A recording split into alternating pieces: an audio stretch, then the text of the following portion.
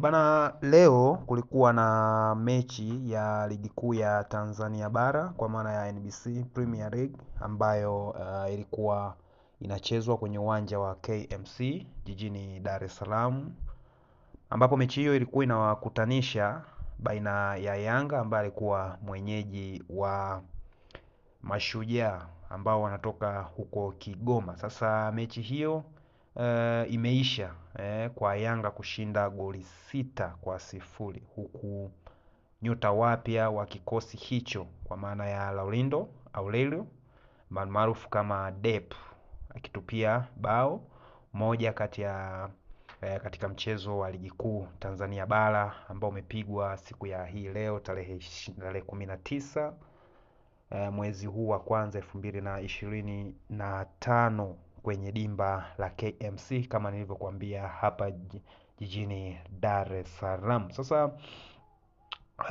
huu ni mchezo ambao ukiangalia pia hata kikosi cha Yanga jinsi ambavyo kilikuwa kimeanza, sidhani kama kuna watu walikuwa wanaamini huenda labda haya yote yangeweza kutokea kwa ukubwa huo ambao wengi walikuwa wanajaribu kufikiria, kwa sababu kwanza golini alianza Msheri ambaye yupo toka Afcon inaendelea, kwa sababu Djigui Diarra alikuwa yupo Morocco na timu yake ya Mali.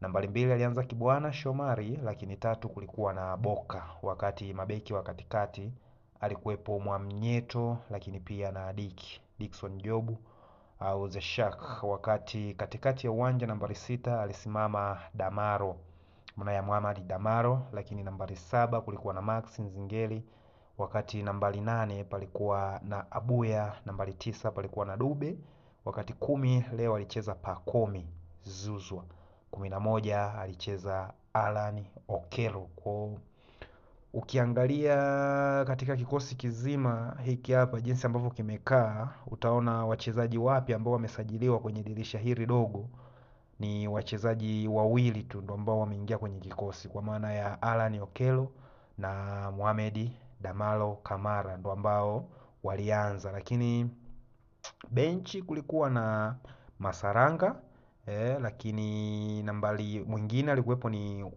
Mohamed Hussein Zimbwe Junior, wakati kulikuwepo na Yao Kwasi kulikuwepo, lakini pia na Asenki alikuwepo, Mzungu alikuwepo, Abdul Nasir kulikuwepo, na Mdathiri Yahaya, lakini kulikuwepo na Conte Mwanengo, lakini pia na Depu.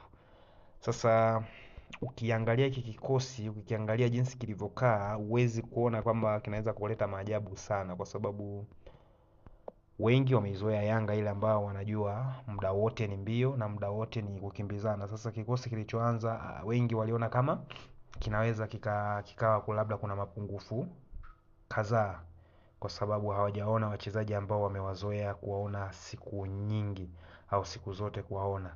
Sasa Depu, wote tunajua huyu Depu ni raia wa Angola. Huu ni usajili mpya ndani ya kikosi cha wananchi, ambapo ameonekana kuanza vizuri, kwani aliingia kipindi cha pili kuchukua nafasi ya Max Nzingeli, lakini alifanikiwa kufunga, lakini pia kutoa pasi ya goli kwa maana ya assist. Sasa huyu ni Depu tu ambaye alianzia benchi, alicheza dakika 20 tu zilimtosha kufunga goli, lakini pia kutoa assist. Wachezaji wengine waliofunga katika mchezo huo alikuwepo Mohamed Damaro kama ambaye nimekwambia, lakini goli lingine lilifungwa na Duke Abuya, huyo wanamuita midfielder general lakini goli lingine likafungwa na Pacome Zuzwa, huyo anaitwa Professor, lakini goli lingine likafungwa na Prince Dube mwana wa mfalme na Mdathiri Yahaya mzee wa simu za kuita. So yalitosha kufikisha mabao 6 ambayo yamefungwa ya Yanga. Kwa matokeo hayo sasa kwa matokeo hayo ambayo yamepatikana leo, Yanga wamefikisha pointi 19 na kuongoza msimamo wa ligi kuu. Wamekaa juu pale ikiwa imecheza michezo 7 na imeshinda 6 na kutoa sare mchezo mmoja ambao walitoa sare na Mbeya City huko jijini Mbeya. lakini Mashujaa wao wamebaki nafasi ya 5 na pointi 13 baada ya michezo 10. Baada ya mchezo huu sasa kikosi cha wananchi Young wana Jangwani hao hapo sasa, wao watakuwa wanajiandaa na mchezo wa ligi ya mabingwa Afrika hatua ya makundi, ambapo unarejea Ijumaa hii. Wao watakutana na Al Ahly huko nchini Misri, kwa maana ya Ijumaa hii ya tarehe 23 ya mwezi huu wa kwanza 2025. Yanga watakuwa huko nchini Misri kumenyana na Al Ahly. So hizo ni mechi ambazo watakuwa nazo hapa mbeleni, lakini pia na takwimu za mchezo huu wa leo ambao wameucheza mchezo wao wa sita, mchezo wa sita of course kwa ukiangalia jinsi ambavyo mechi ilikuwa unaweza ukaona rhythm ya Yanga ni kama ndo ile ile ambayo tunaijua, so hakuna kilichobadilika sana. Zaidi nahisi wanaendelea kuongeza makali kwenye kikosi chao, kwa sababu usajili wa hawa watu wawili hasa ni wazungumzie kwa maana ya Alan Okello lakini pia na Dep ni kitu ambacho kinakuja kuongeza kitu kikubwa sana kwenye kikosi, kwa sababu hawa watakuja kuinject vitu ambavyo maybe labda unaweza ukasema vilikuwepo lakini vilikuwa havipo kwa ubora mkubwa sana, kwa sababu hawa wachezaji wawili ni daraja la juu sana, ni daraja la juu ambalo litawaongezea Yanga pia kuwa na option nyingi za kuweza kufanya pale ambapo wanakuwa wanacheza.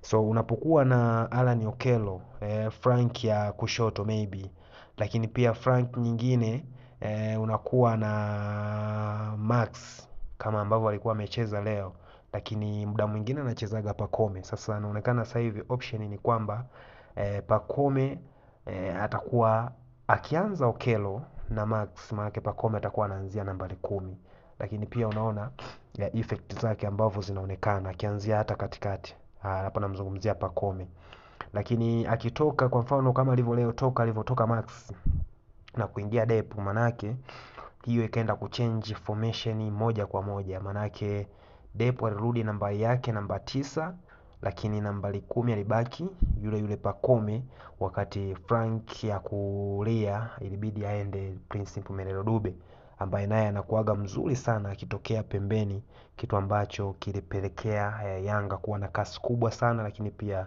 kuwa na ufanisi mkubwa sana. So hii ndo Yanga ambayo mimi naamini hata mashabiki wao walikuwa wanaitamani kuiona, Yanga ile ya Miguel Gamond, lakini pia ya Nasreddine Nabi.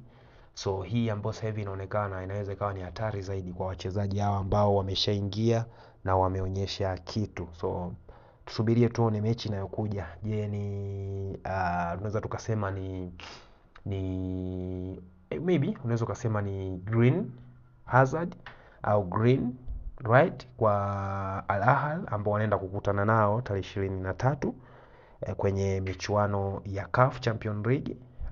Ni kama yani Al Ahly na wenyewe sasa watashtuka kwamba hii timu tunaenda kukutana nayo si timu ya kawaida kama ambavyo walikuwa wanawaza. So naamini Yanga pia watakuwa wana hiyo confidence ya kwenda kufanya chochote kwenye mchezo huo wa siku ya Ijumaa, kwa sababu wao hata wakiondoka na pointi moja ugenini si haba, wanaweza kaenda kukaza wakatoa sare wakapata pointi moja, itakuja kuwasaidia mbele ya safari, kwa maana mpaka sasa hivi wamejikusanyia pointi nyingi tu ambazo zinawasaidia, wana pointi 4 mpaka sasa hivi ambazo zitawasaidia huko mbeleni kuendelea kusanya kidogo. So bravo kwa klabu ya Yanga kwa kile ambacho wamekifanya, lakini so fantastic performance. So ni jinsi gani ambavyo timu inatakiwa icheze, inaonekana ni timu sio wachezaji. So Yanga wameshaanza kuitengeneza timu tena, sio kutengeneza wachezaji. Tusubirie mechi ijayo tuone nini kitatokea.